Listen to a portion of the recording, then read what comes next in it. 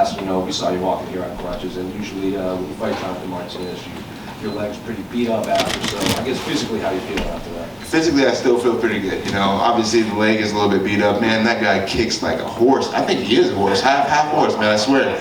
See those thighs on that guy, man? Oh man, super impressive. But yeah, I feel pretty good. Honestly, I think it's just got kicked in the leg. That's about it. So. You think you'll feel the same way when the adrenaline wears off? No.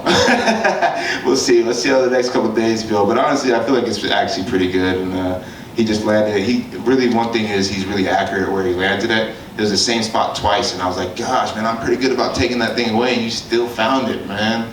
Lucky enough, I kept finding that right hand, so it ended up paying off. I think it deterred him. And I think there were moments that you physically reacted to, you were limping a bit, even back to the corner, and then that third round he kind of shot in and tried to wrestle. Were you surprised at kind of the change in approach that he took in that final round? Yeah, I was surprised that he tried to wrestle me then. I thought he would have wrestled me earlier.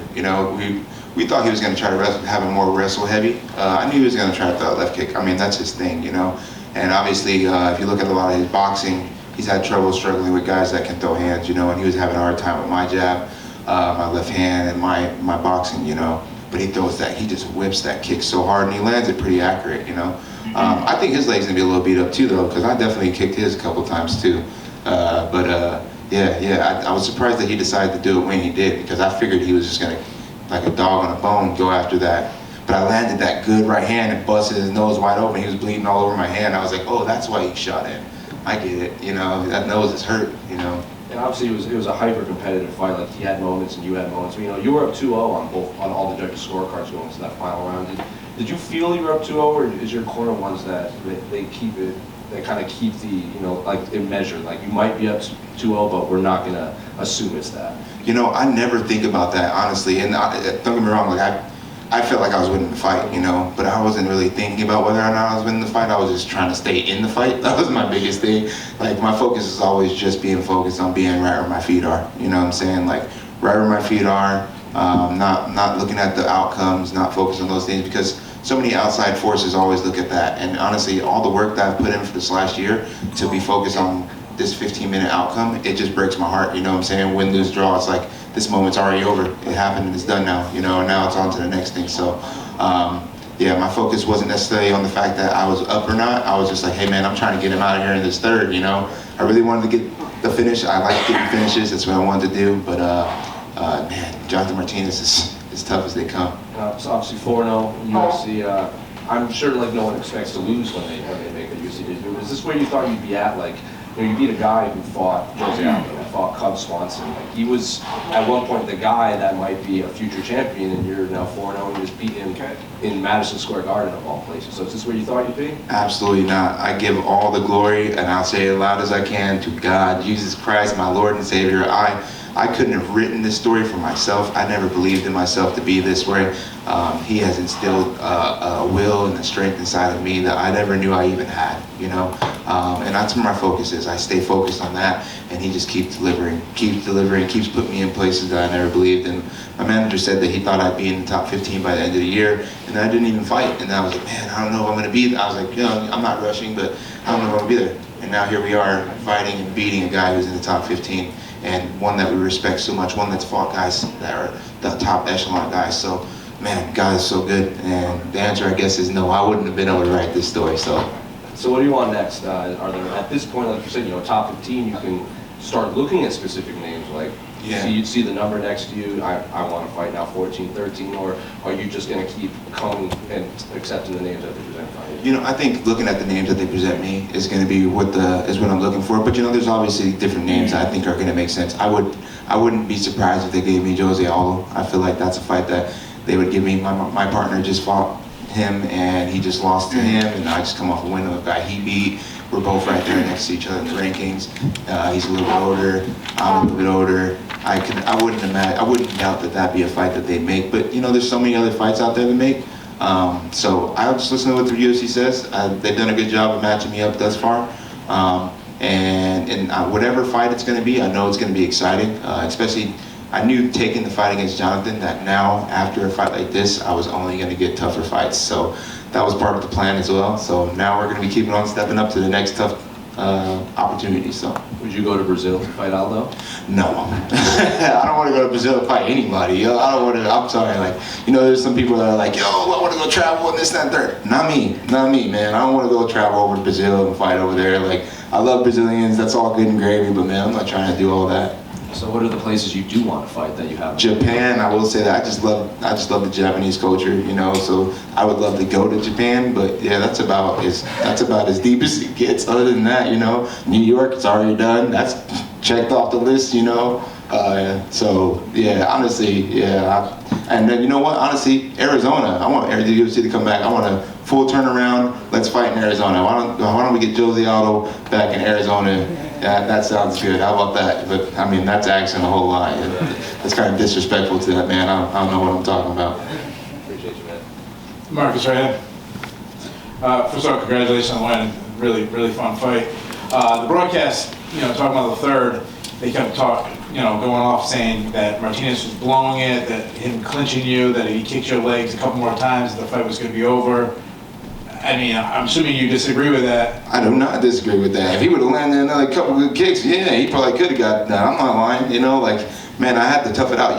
People don't understand, taking leg kicks like that, especially against a guy like that, you don't have a choice. Once your leg breaks down, we're all human beings. Our bodies function the same way. Doesn't matter how tough you are, and I feel like my toughness is what kept me in there. But it doesn't matter how tough you are. Once that nerve is damaged, and once that leg is damaged, you can't stand on it. You can't stand, you can't fight, and that's just true. So yeah, but I think that they were right about that. But I think I was making the right adjustments that made it hard for him to find that. And he had to keep on searching. He had to keep on putting himself out of position to try to land that kick, which that's why he was getting caught with hard shots. And I think he knew that, so he just needed to make an adjustment too, and that he felt the adjustment he needed was to clinch with me. I think that he should have just done more with the clinch, if anything. If he was going to clinch with me, we needed to actually get into a wrestling scramble, get me to the mat, do some damage, that type of thing, But I don't necessarily think it was a bad decision. He just needed to do more with it. So your journey to the UFC, you kind of took an unconventional road. I mean, you got to the UFC, as you mentioned, you're an older guy. When you come in your 30s, you don't get a lot of hype that other people did. You've made that hype the hard way, getting in the cage and beating really good guys and having great performances. Just talk me through that. Why was it so different for you compared to everybody else? Yeah, again, God has a plan for everybody's life, and it just so happens that His plan for my life is trials and tribulations and grit, and I accept His will, and I'm joyful in that, I'm thankful for that. So if this is what my path is where I have to grind and claw for every bit of respect that I get, then I'll stand in that joyfully, with His honor, with His armor all on. So it is kind of crazy to think that's how it's been, but that's fine with me, my life has been that, being the father that I am, being the husband I am, being the community member I am. It's always been a grind. It's always been tough. It's always been pulling it out together. So why change it now? And I think that the average person is going to learn to respect and appreciate that, because life is hard. Life is not all glittery all the time, and to smile through these things and to come in with the attitude of gratitude, even in the face of all the opposition, is a skill that most people will never have. All right, and my last question. A lot of times people will talk about who they want to fight next, they'll talk about where they want to fight next, but they don't talk about enough how they want to be on the card. Right now you're on the top prelim fight, huge pay-per-view, that's a big spot, but I mean, I'm assuming you want even bigger next time, maybe on the pay-per-view or maybe a fight night main event or something like that. Is that something you might, the matchmakers call you, kind of throw some suggestions like that? Yeah, absolutely. Obviously that'd be cool too, to be on the main card, jump on the main card after this. I feel like that's the next step.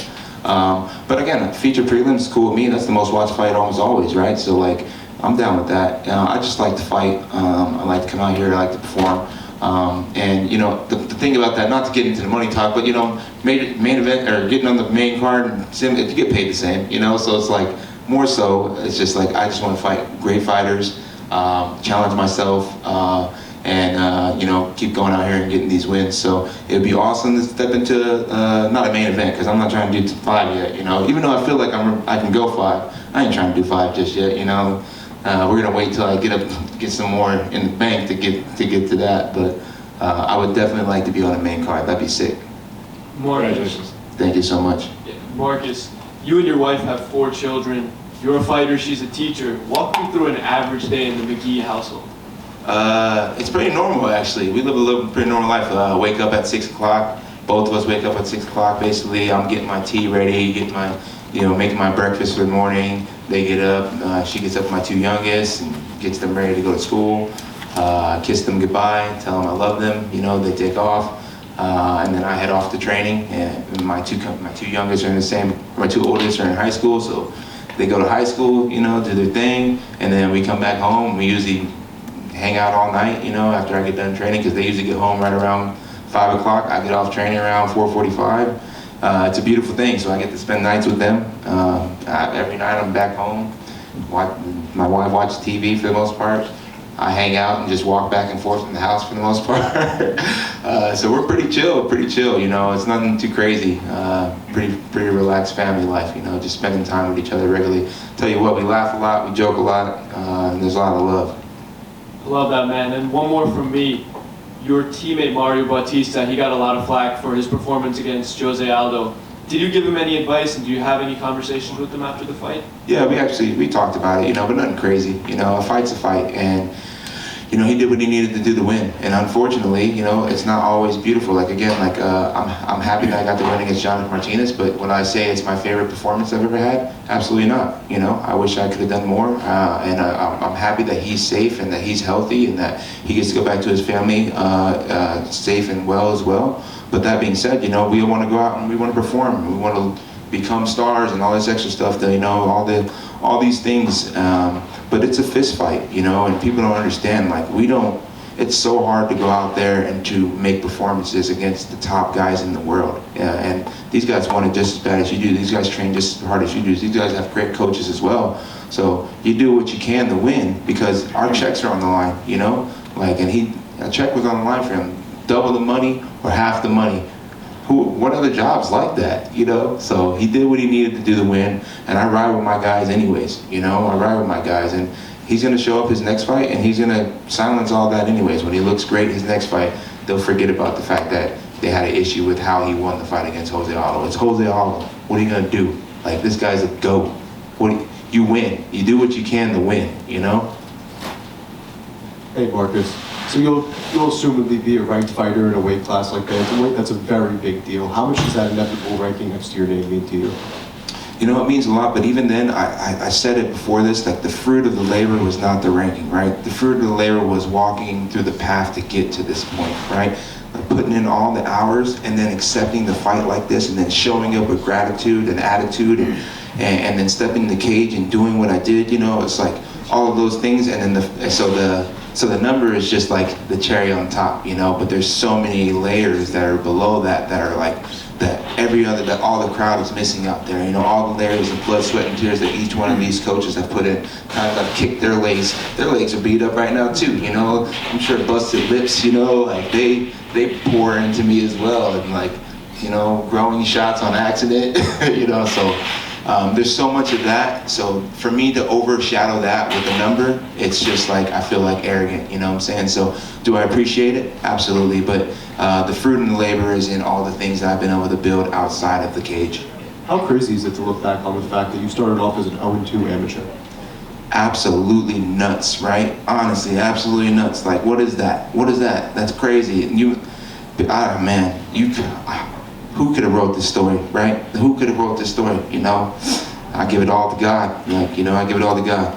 I'm not even sure you could have wrote it that good. I know I didn't. My story was not anywhere near, it would have been way worse than this story, so I'm absolutely just grateful, and I plan to stay inside of that type of mentality and keep moving forward, And last one for me. A lot of the top 15 bantamweights right now are at the MMA lab. You, Mario, Kyler, Sean O'Malley. Is there any chance you'd fight those guys, or you guys all kind of have an agreement to stay away from each other? Well, none of us have that agreement to stay away from each other. But that being said, we're only fighting for a championship belt, there's not, do we want to fight each other? Hell no, right? No, we don't want to fight each other. I don't want to fight any of them, But, we get asked that question so much, and it's so funny, because when you look at the list, we'd have to beat Corey Sandhagen, Merab, we'd have to beat Peter Yan, Song Yadong, Rob Font, so much has to happen for us to have that happen, you know? So like, I understand everybody bringing it up, but yo, we're human beings too. We got a lot of work to do before we even get into those type of conversations. So no, do I want to fight my teammates? Absolutely not. But if there's a team that can do it with respect and with honor and humility, I believe we absolutely can. You know, we would separate it from what everybody else has made it into this big grudge thing and all this other stuff, and we could do it professionally, you know. That being said, no, I don't want to fight none of them, and they don't want to fight me. There's this one more in front, because like you said, we've asked you guys that a lot. Like I spoke to Kyler about it, I spoke to Mario about it, and they've all said the same thing. Like, we don't have a problem fighting, but we're just not seeking it. But then you have guys like Aljo and Marab, and obviously famously Kane and DC, they're like, flat no, never, even for the title. I guess what's different about you guys that you guys obviously have been, like, you guys basically all started at the same time, and you're all in the UFC, so why are you guys different from those other guys that just flat out refuse even just for the belt? Because like, it's a fight, right? And that's what we do. So it's like, feelings, we love each other, you know what I'm saying? There's real brotherly love there. Like, we've poured into each other. So win, lose, or draw with each other, we're both getting paid to fight for a world title and set our families up for a whole different type of, I mean, come on, you know what I'm saying? Like, people make too much of it, you know what I'm saying? What is it if we go fight for 25 minutes? We fight you know how many rounds Mario gave me for this freaking camp? You know what I'm saying? Like, well, Kyler says you basically fight for a belt in camp, might as well get paid. 100%. Me and Kyler, yo, I was there for his whole, like, we do this, you know what I'm saying? And honestly, I feel like the crowd wouldn't even really want it, you know? I said this to somebody else, I could fight, if me and Kyler fought each other, I think we could do all of our cage rounds, the whole camp together. That would be crazy. You know, do every cage round together, the whole camp, and then still go out and fight each other, you know? It's like, so what if he beats me? Like, it's my brother, you know what I'm saying? Like, you know, like, so what if I beat him? It's my brother. We're gonna make tons of money together and set our families up for glory, and honestly, and set our community up for glory. Come on, man, you know, like, we're not looking at it like anything crazy. I think these people look at it for like the wrong reasons, and I think we look at it for what it is, you know? We love each other, we don't want to fight each other, we look to never fight each other, but if we absolutely had to, why are we getting so egotistical about it? It's a fist fight, you know? Like, so what? We fist fight each other anyways. Mario tried to put it on me this camp. You know, he got me ready for this thing, so it wouldn't be any different. One more here. Marcus McGhee, Randy Stanky from the MMA Lab. I heard you're going to spoil your family when you go home. Where do you plan on taking your wife? I absolutely plan on spoiling my family. First things first, the Zach Bryan concert. My wife, for sure, she deserves it. She loves country, and Zach Bryan's coming out. And I'm going to go ahead and spoil her and take her there for sure. And then, yeah, the kids, too, got to go out and spoil them. They've done so much for me and just rode with me this whole year. So super proud to have them, and I want to give back to them, so that's what we're going to do.